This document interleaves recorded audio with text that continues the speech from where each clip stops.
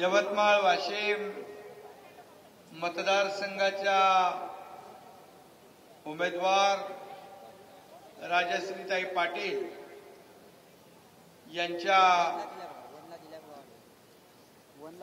आजच्या उमेदवारी अर्जाच्या आपण आताच भरून आलोय आणि यासाठी उपस्थित भर उन्हामध्ये कडाक्याचं ऊन आहे आणि आपण एवढ्या मोठ्या संख्येने या ठिकाणी सहभागी झालात त्याबद्दल मी मनापासून आपल्याला धन्यवाद देतो, मनापासून आपले आभार मानतो। खरं म्हणजे आजच्या या कार्यक्रमाला उपस्थित मंत्री आपले दादाजी भुसे, मंत्री संजय राठोडजी, खासदार हेमंत पाटील, आमदार मदनभाऊ येरावार, आमदार लखन मलिक, आमदार अशोक उईके, आमदार निलय नाईक, आमदार इंद्रनील नाईक, अर्जुन खोतकर, महादेव सुपारे, तारेंद्र बोर्डे, येशुशेठ कुंजानी, चंद्रकांत पाटील, क्रांती कामारकर, पराग पिंगळे, महेंद्र मानकर, तारिक लोखंडवाला, आपला राजेंद्र पटणी यांचा मुलगा इथे उपस्थित आहे। व्यासपीठावर खूप सर्वच मान्यवर, सगळ्यांची नावं घेत नाही,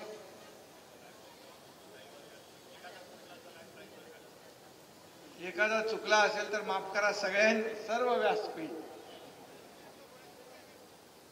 आणि उपस्थित मान्यवर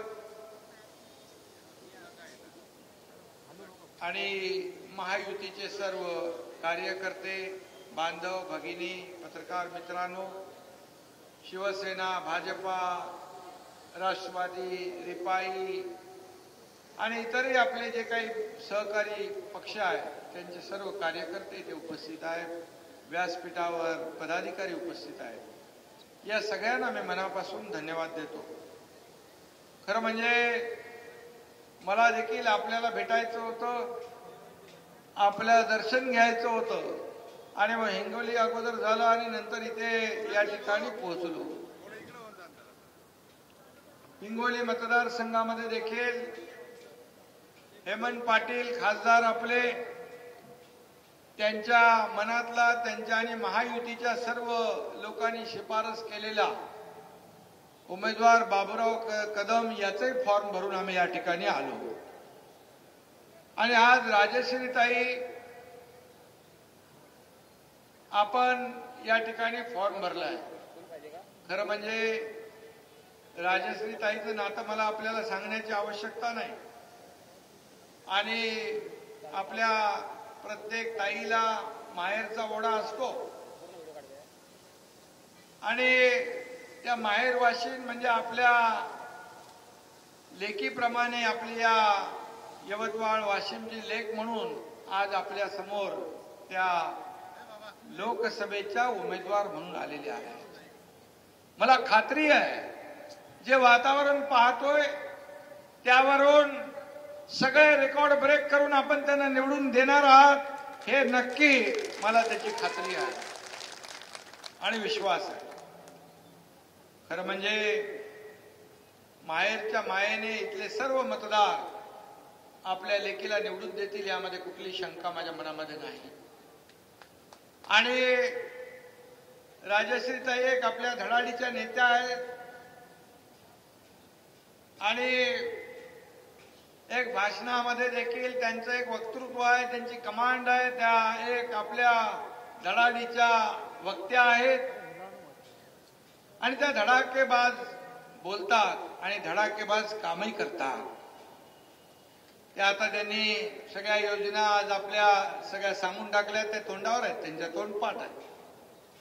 काही योजना माझ्याही लक्षात राहत नाही पण त्या ताईंनी सगळ्या योजना आपल्या इथं बोलून दाखवल्या आणि खरं हेच आहे की शासनाने केलेली कामं, आदरणीय मोदी साहेबांनी केलेली कामं एवढी आहे की आपल्या कार्यकर्त्यांना मतदारांसमोर जाताना एक अभिमान वाटेल, गर्व वाटेल, ताठ मानेने आपण सांगू शकतो की या आमच्या उमेदवाराला मतदान करा, असं कर्तृत्व आपल्या आदरणीय मोदी साहेबांचं आहे आणि आपल्या राज्य सरकारचं देखील आहे.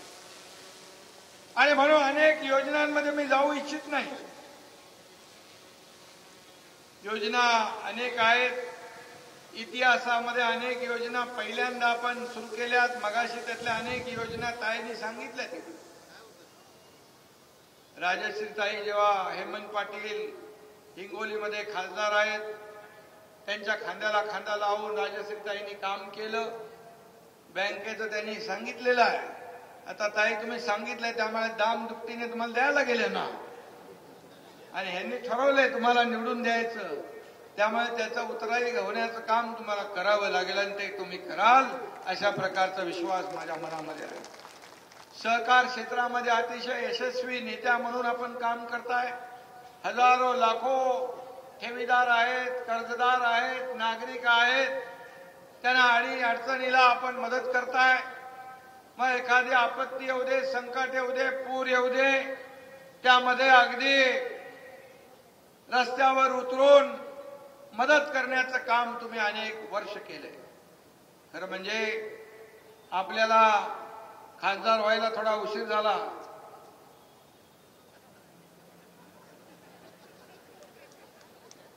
हेमंत तसं चांगला आहे, त्यांनी देखील खूप कामं केली. आज हिंगोलीमध्ये जी कामं केली त्यांनी, कोट्यावधी रुपयाची कामं 1.5-2 वर्षामध्ये केली. हळदीचं सांगितलं, प्रकल्प सांगितलं, बॅरेज सांगितले, पाण्या योजना सांगितल्या. आज तिथं देखील हिंगोलीमध्ये देखील आपला हा शिवसेनेचा महायुतीचा बालेकिल्ला, हे दोन्ही बालेकिल्ल्यामध्ये महायुतीचे दोन्ही खासदार निवडून आल्याशिवाय राहणार नाहीत अशा प्रकारचं वातावरण आहे. आणि इथं देखील यापूर्वी आपल्या खासदार भावनाताई त्यांनीही काम केले. 1.5-2 वर्षामध्ये माझ्याकडे येऊन अनेक कामांना त्यांनी गती दिली आहे, मार्गी लावलेली आहे. त्यांचाही नक्की कामांचा इथं फायदा राजश्रीताईला होईल. आणि खरं म्हणजे काही गोष्टी ज्या आहेत राजकारणामध्ये, काही निर्णय समीकरणं आपल्याला करावी लागतात. परंतु असं करत असताना मी आपल्याला सांगतो, हा एकनाथ शिंदे कुणालाही वाऱ्यावर सोडणार नाही, सगळ्यांच्या पाठीशी खंबीरपणे उभा राहील. आणि मी इथे हेही सांगतो, भावनाताई देखील खासदार आपल्या इथं होत्या आणि त्यांनी काम केलंय. त्यांचा देखील मी भाऊ म्हणून मी आपल्या सगळ्यांच्या समोर सांगतो, त्यांना देखील वाऱ्यावर सोडलं जाणार नाही. प्रत्येकाचा सन्मान, मान सन्मान केला जाईल. शेवटी हे बाळासाहेबांचा शिवसैनिक आहे, दिलेला शब्द पाळणारा एकनाथ शिंदे आहे. आणि म्हणून कुणालाही वाऱ्यावर सोडण्याचं काम आमच्या महायुतीमध्ये कधीच होणार नाही. म्हणून मी आपल्याला एवढंच सांगेन की यवतमाळ, वाशिमच्या मतदारांनी नेहमी शिवसेनेला साथ दिलेली आहे, भगव्याला साथ दिलेली आहे, बाळासाहेबांच्या विचाराला साथ दिलेली आहे. आणि म्हणून आज आपण पाहतोय की बाळासाहेबांनी भाजपशी जी युती केली, त्या युतीचा आपण कायम आदर केलेला आहे. मग लोकसभेच्या निवडणुका, विधानसभेच्या निवडणुका असू द्या. आणि म्हणून जेव्हा आपण युती म्हणून लढलो मागची निवडणूक, एकीकडे बाळासाहेबांचा फोटो, दुसरीकडे नरेंद्र मोदी साहेबांचा फोटो लावून आपण मतदारांसमोर गेलो. आणि जनतेसमोर जात असताना युती म्हणून आपण गेलो. परंतु युती म्हणून जात असताना जेव्हा लोकांनी कौल दिला, पण त्या दिलेल्या कौलाला आपण धुडकावलं. आणि म्हणून काँग्रेस आणि त्यावेळेच्या जे बाळासाहेबांनी सांगितलं होतं, ज्यांच्याशी कधी संघ, कधी त्यांच्या बरोबर आपलं जमणार नाही, अशा लोकांबरोबर आपण म्हणजे लग्न एका बरोबर, संसार दुसऱ्या बरोबर, हे पाप जेव्हा केलं, त्याच वेळेस या एकनाथ शिंदे मधला बाळासाहेबांचा, दिघे साहेबांचा शिवसैनिक जागृत झाला आणि उठाव केला. आणि या राज्यामध्ये सरकार आपल्या सर्वसामान्य लोकांच्या मताचं सरकार आपण आणलं. मला सांगा, सरकार यायच्या पूर्वी सगळं बंद होतं, ठप्प होतं, काहीच चालू नव्हतं. सुरू असलेले प्रकल्प बंद पाडले जात होते.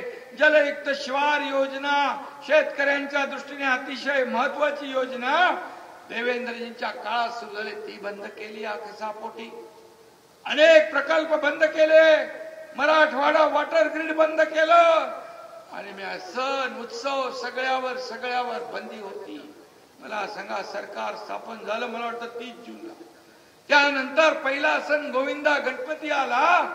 आम्ही सर्व बंदी हुकूम तोडून टाकले, बंद्या उठवल्या, सगळ्यांना मोकळा श्वास घ्यायला वाव दिला.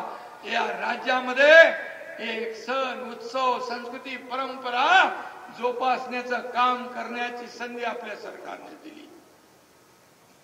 सगळे विकास प्रकल्प सुरू झाले. अगदी शेतकरी, कष्टकरी, कामगार, माता भगिनी, तरुण वर्ग, आपले ज्येष्ठ मंडळी, या सगळ्यांसाठी सर्व समावेशक आपण निर्णय घेतले. एसटीचं ताईंनी सांगितलं, शेतकऱ्यांच्या 6,000 रुपये मोदी साहेबांचे, त्याच्यामध्ये आणखी 6,000 रुपये आपण टाकले. हे पहिलंच राज्य आहे मोदी साहेबांच्या 6,000 मध्ये आणखी 6,000 टाकणार. 12,000 रुपये शेतकऱ्याला मिळतात. पीक विमा योजनेमध्ये 1 रुपयात पीक विमा योजना देण्याचा ऐतिहासिक निर्णय आपल्या सरकारने घेतला. लेख लाडकी लखपती योजना केली, वयोश्री योजना ज्येष्ठांना केली, तरुणांना कामासाठी बंद असलेली नोकर भरती सुरू केली, स्किल डेव्हलपमेंट सेंटर सुरू केले. हजारो लाखो तरुणांना आज काम मिळू लागलं, हाताला काम मिळू लागलं. काय आम्ही पाप केलं? आम्ही जो निर्णय घेतला हा निर्णय चुकीचा असता तर एवढे मोठे निर्णय घेण्याचं धाडस इतर कुणी केलं नसतं. आणि म्हणून या राज्यामध्ये जे वातावरण आहे हे आपलं सरकार सगळ्यांना वाटतंय, माता भगिनींना वाटतंय, माझ्या ज्येष्ठांना वाटतंय, तरुणांना वाटतंय, शेतकऱ्यांना वाटतंय. कारण हे सरकार 24/7 काम करणारं सरकार आहे. घरात बसून उंटावर शेळ्या हाकणारं हे सरकार नाही. फेसबुक लाईव्ह वर चालणारं सरकार नाही, तर फेस टू फेस चालणारं हे सरकार आहे. आणि म्हणून बांधावर जातो, शेतावर जातो, रस्त्यावर जातो, याची पण पोटदुखी होते. आज आपल्याला माहित आहे की एकीकडे या देशाचे प्रधानमंत्री या 10 वर्षामध्ये त्यांनी जे काम केलं, जे 50-60 वर्षात जे जमलं नाही ते 10 वर्षामध्ये करून दाखवण्याचं चमत्कार आदरणीय मोदी साहेबांनी केला. का गौरव वाटू नये त्यांचा? का अभिमान वाटू नये? त्याने आपल्या देशाचं नाव पूर्ण जगभरामध्ये रोशन करण्याचं काम केलं. आज भारत एक महासत्ता बनतोय. भारत आर्थिक बलवान होतोय. 11व्या नंबरवरून 5व्या नंबरवर मोदी साहेबांनी अर्थव्यवस्था आणली. इतर जगामध्ये इतर देशांची अर्थव्यवस्था डगमगली आहे, खचली आहे. अशा परिस्थितीत 5व्यावरून 11व्यावरून 5व्यावर, 5व्यावरून 3ऱ्यावर आणण्याचा निर्धार मोदी साहेबांनी केला. किती योजना आपल्यासाठी केल्यात, महिला भगिनींसाठी केल्यात. किती योजना, लोन होतं 1 लाखाचं 5 लाख, 5 लाखाचं 10 लाख, 25 लाख, 50 लाख. राजश्रीताईला माहित असेल, आता 50 लाख रुपयापर्यंत केंद्र सरकारने ठरवलंय आपल्या माता भगिनींना कर्ज देण्याचं, बांधवांना कर्ज देण्याचं. हे ऐतिहासिक निर्णय आहे. आज इतर देशातले मोठमोठे सगळे अध्यक्ष, राष्ट्रपती आज मोदीजींना बॉस म्हणतो, कोणी वाकून नमस्कार करतो, कोणी काय करतो, कोणी सेल्फी काढतो. कधी चित्र पाहिलं होतं? मग अशा प्रधानमंत्री जे पूर्ण जीवन त्यांनी या देशाला समर्पित केलं, 10 वर्षात एकही दिवस सुट्टी घेतली नाही. नाहीतर दुसरे लोक वर्षातून 4 महिने परदेशी जातात थंड हवा खायला. मग कोणाचं काम करणार आपण? आणि मग अशा प्रधानमंत्र्याचा जेव्हा आपण गौरव करतो तेव्हा मला म्हणतात हे प्रधानमंत्री मोदी यांचे एजंट आहे. मी म्हणतो हो, मला अभिमान आहे. अरे परदेशात जाऊन आपल्या देशाची बदनामी करणाऱ्यांचे एजंट होण्यापेक्षा देशभक्त आणि राष्ट्रभक्त मोदींचं एजंट होणं कधीच. हे जळफळाट आहे, जळफळाट। एक शेतकऱ्याचा मुलगा मुख्यमंत्री कसा होऊ शकतो? होता कामा नये का? काय तुमची जागीर आहे सोन्याचा चमचा घेऊन आलेले मुख्यमंत्री व्हायचं? आज मला अभिमान आहे की मी लोकांमध्ये जातो। आज जर आम्ही चुकीचा निर्णय घेतला असता तर तुम्हाला मी सांगतो एवढ्या मोठ्या संख्येने लोक आले असते, पाठ फिरवली असते राजश्रीताईकडे, आमच्याकडे, सगळ्यांकडे। मी आपल्याला एवढंच सांगतो, मी एक सर्वसामान्य गोर गरीब शेतकऱ्याचा मुलगा आहे। मला शेतकऱ्याच्या गोर गरीबाच्या वेदनांची जाण आहे आणि म्हणून मी रात्रंदिवस काम करत असतो। काही मगाशी म्हणाल्या 5 वाजतेपर्यंत काम, 5 कधी वाजतात कळतच नाही। शेवटी जबाबदारी घेतली आहे, पार पाडायची आहे। जबाबदारी घेऊन फक्त मिरवायचं काम मी कधीच करू शकत नाही, माझ्या रक्तात नाही। बाळासाहेबांनी ते मला शिकवलं नाही, दिघे साहेबांनी मला ते शिकवलं नाही। आणि म्हणून सगळं रात्रंदिवस झोपता उठताच एकनाथ शिंदे महायुती सरकार पडणार। स्थापन झाल्यापासून तुम्ही म्हणताय, रोज तुम्हाला वाटलं रे कधी पडलं तर प्रॉब्लेम होईल। आपलं आहे सरकार, हे आपले लोक आहेत, आपल्याला मदत करणारे आहेत। पण आज पडणार, उद्या पडणार, ज्योतिष संपले। त्यांना मी बोललो माझ्याकडून ज्योतिष पाठवू का तुम्हाला? असं हे जे काही वस्तुस्थिती वास्तवता मान्य केली पाहिजे। आणि म्हणून आज मी आपल्याला एवढंच सांगतोय की ही निवडणूक आपल्या देशासाठी, मोदींसाठी नाही, मोदीजींसाठी नाही। मोदीजी तर पुन्हा तिसऱ्यांदा प्रधानमंत्री बनणारच आहे। फिर एक बार मोदी सरकार आने वाली है। पण ही निवडणूक एकनाथ शिंदेसाठी नाही, मोदी साहेबांसाठी नाही, राजश्रीताईसाठी नाही, ही देशासाठी महत्वाची आहे। ही देशासाठी निवडणूक महत्वाची आहे, कारण एक देशभक्त, राष्ट्रभक्त या देशाचा प्रधानमंत्री झाला। आज मला सांगा, 370 कलम हटवण्याची हिम्मत कुणी दाखवली? राम मंदिर वही बनाएंगे, तारीख नहीं बताएंगे, चेष्टा करणारे लोक देखील आपण पाहिले। पण मंदिर देखील बांधलं, तारीख देखील सांगितली, उद्घाटन देखील झालं। हे कुणी केलं असतं? हे बाळासाहेबांचं स्वप्न होतं, करोडो राम भक्तांचं स्वप्न होतं। हे पूर्ण करण्याचं काम कुणी केलं? मोदीजींनी केलं। अमित भाईंनी 370 कलम हटवलं। हे देशभक्त आणि राष्ट्रभक्तीचं काम आहे।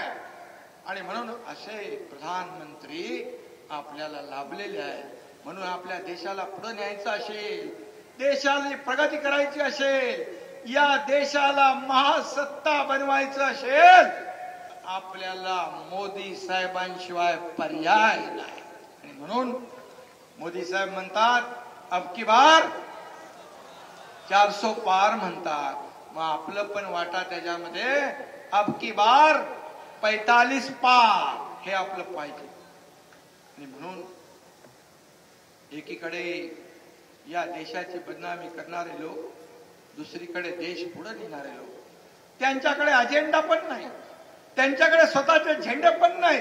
आज आपल्याकडे धनुष्यबाण आहे, कमळ आहे, घड्याळ आहे, त्यांच्याकडे तेही नाही, अजेंडा नाही, झेंडा नाही, काही नाही। पण आपल्याकडे नेताही नाही। आणि त्यांच्याकडे काय? त्यांच्याकडे कट, कमिशन, करप्शन। आपल्याकडे काय? नीती, निर्णय आणि नियत साफ आहे। त्यांचं काय म्हणतो आपण? करप्शन फर्स्ट, आपल्याकडे नेशन फर्स्ट, राष्ट्र पहिलं। हे आपलं मोदी साहेबांनी ठरवलंय। राष्ट्राशी कुठलीही तडजोड करू शकत नाही। ज्यांनी या देशाच्या विरोधात वक्तव्य केलं, महाराष्ट्र भवनाच्या वर वक्तव्य केलं विरोधामध्ये, जे श्रीनगरमध्ये आपण बांधतोय, त्यांच्या मांडीला मांडी लावून बसतात। बाळासाहेबांचे विचार सोडले, त्यांना लोक कसं माफ करणार? आणि म्हणून मी आपल्याला एवढं सांगतो की या देशाचे प्रधानमंत्री, त्यांच्याकडे प्रधानमंत्री पदाचा उमेदवार पण नाही। आले होते सगळे कडबोळे एकत्र आले, नंतर एक एक एक एक एक एक निघून गेले. गेल्या 2014ला पण त्यांनी असंच बदनाम केलं मोदीजींना. काय परिस्थिती झाली? जेवढ्या शिव्या शाप दिल्या तेवढी मतं जास्ती मिळाली. 2019ला पण शिव्या शाप दिल्या तेवढी मतं जास्ती मिळाली. विरोधी पक्ष नेता बनवायचे एवढे देखील खासदार निवडून आले नाही. आणि आताची परिस्थिती तर अतिशय भयानक आहे. मोदी द्वेषाने पछाडलेले लोक आहेत. एकीकडे मोदी द्वेषाने पछाडलेले, या देश विरोधी बदनामी देशाची करणारे, आणि दुसरीकडे विकासाचा अजेंडा घेऊन चालणारे. या देशातल्या जनतेला कसं गरिबीच्या बाहेर काढायचं? काही लोकांनी पूर्वी गरिबी हटाओ नारा दिला. गरीब हटले नाहीत, गरिबी नाही हटले. गरीब हटले पण गरिबी नाही हटली. आज मी अभिमानाने सांगतो, 25 कोटी लोकांना मोदी साहेबांनी दारिद्र्य रेषेच्या बाहेर काढलं. 25 कोटी हा आकडा छोटा नाही. 80 कोटी जनतेला जे कोविड मध्ये धान्य मोफत देण्याचा निर्णय घेतला, तो पुढे 5 वर्ष कायम ठेवला. हे काम मोदीजींचं. पंतप्रधान आवास योजना म्हणजे रोटी कपडा मकान हा पिक्चर आपण पाहिलाय. हा रोटी कपडा मकान देने वाला हा प्रधानमंत्री मोदीजी आहे. आणि म्हणून आपल्याला त्यांच्या पाठीशी उभं राहायचं आहे. आणि म्हणून 24 तास काम करणारे लोक आहेत. ताईंनी बरोबर सांगितलं, मी पहाटेपर्यंत काम करतो. अजितदादा पहाटे लवकर काम सुरू करतात. देवेंद्रजी उशिरापर्यंत काम करतात. म्हणजे हे सरकार जे आहे 24 तास चालू आहे. बरोबर त्यांचं लक्ष आहे आणि त्यांच्याकडे बरोबर अंदाज आहे सगळा. आणि बरोबर अचूक अंदाज, अचूक गणित असणारा माणूस या लोकसभेमध्ये रेकॉर्ड ब्रेक मतांनी विजयी झाल्याशिवाय राहणार नाही. अशा प्रकार, आणि बँकेत असल्यामुळे त्यांचा सगळा हिसाब किताब बरोबर असतो. आणि म्हणून मी आपल्याला एवढंच सांगतो की मे मध्ये 4-5 तास म्हणाले कुठे गेले मुख्यमंत्री, गायब झाले. अरे मुख्यमंत्री काम करतोय, आता त्यांनाही वाटतं की 24 तास काम करावं, हे चांगलं आहे. आणि म्हणून मी त्यांना नेहमी सांगतो, घरातून बाहेर पडा, डोळे उघडून बघा की जिथं तिथं तुम्हाला एकनाथ शिंदे दिसेल. राज्यात झालेल्या विकासात तुम्हाला एकनाथ शिंदे दिसेल. गरजूंना मदत करताना एकनाथ शिंदे दिसेल. शेतकऱ्यांचे अश्रू पुसताना एकनाथ शिंदे दिसेल. आणि सगळीकडे एकनाथ शिंदे. कधी मला कुठलीही, मी मुख्यमंत्री आहे, मी हे का काम करू, मी रस्त्यावर का फिरू, मुंबईतली डीप क्लीन ड्राईव्ह ही मी सुरू केली, राज्यामध्ये संपूर्ण स्वच्छता मोहीम आपण सुरू करतोय. मी कधी मला मुख्यमंत्री म्हणून समजत नाही. मी स्वतःला एक सीएम म्हणजे कॉमन मॅन समजतो. आणि माझा आणि तुमचा कनेक्ट त्याच्यामुळे जुळलेला आहे. आणि म्हणून त्यांना ही भीती आहे, हा एकनाथ शिंदे आमचा करेक्ट कार्यक्रम करेल, या भीतीपोटी त्यांच्या पायाखालची वाळू सरकली आहे आणि त्यांच्या छातीत धडकी भरली आहे. त्यांना काय बोलायचं ते बोलू द्या. मी त्यांच्या आरोपांना उत्तर माझ्या कामातून देणार. हेच बाळासाहेबांनी मला शिकवलेलं आहे. किती आरोप करा, परंतु त्याला उत्तर कामातून मिळेल. म्हणून या राज्याने मोदी साहेबांच्या मार्गदर्शनाखाली, त्यांच्या मदतीने ऐतिहासिक किती निर्णय घेतले. 120 सिंचन प्रकल्पांना मान्यता दिली. 2.5 वर्षात एक सिंचन प्रकल्प मान्य झाला नव्हता. 120 सिंचन प्रकल्प, 25 लाख हेक्टर जमीन ओलिताखाली आणण्याचं काम. म्हणून हे काम करणारं सरकार आहे. हे शेतकऱ्यांचं आहे, माता भगिनींचं, कामगारांचं, युवांचं, ज्येष्ठांचं, सगळ्यांचं हे सरकार आहे. आणि म्हणून या सरकारच्या पाठीशी आपण उभे राहूया. एवढंच आपल्याला सांगतो. यवतमाळ जिल्ह्याच्या 2 विधानसभा चंद्रपूर लोकसभेत येतात. तिथे महायुतीचे सुधीर भाऊ मुनगंटीवार आपले उमेदवार आहेत. त्यांना देखील या ठिकाणी आपण बहुमताने विजयी करा, ही देखील आपल्याला मी विनंती करतो. पुन्हा एकदा हेमंत पाटील, आता ताई खासदार होतील, तुम्ही खासदार, 2-2 खासदार. अरे एका महिन्यापुरता पुढे आम्ही एक्सटेंड करणार ना. तुम्हाला देखील आम्ही जो शब्द दिलेला आहे तो पूर्ण करणार. तुम्हाला देखील न्याय देणार, सन्मान देणार, हा माझा शब्द आहे. पुन्हा एकदा मी महायुतीच्या सर्व पदाधिकाऱ्यांना, महायुतीच्या सर्व कार्यकर्त्यांना माझी विनंती आहे की आपल्याकडे आपली माहेरवाशीन आपली लेक आलेली आहे आणि त्या लेकीला भरभरून मतदान करा. आताचे सर्व रेकॉर्ड तोडून टाका. तुमची सेवा करण्याची त्यांनी वचन दिलेलं आहे, ते वचन कधी मोडणार नाही. यासाठी मुख्यमंत्री म्हणून हा भाऊ तिच्या मागे उभा आहे. एवढं सांगतो. धन्यवाद. जय हिंद, जय महाराष्ट्र.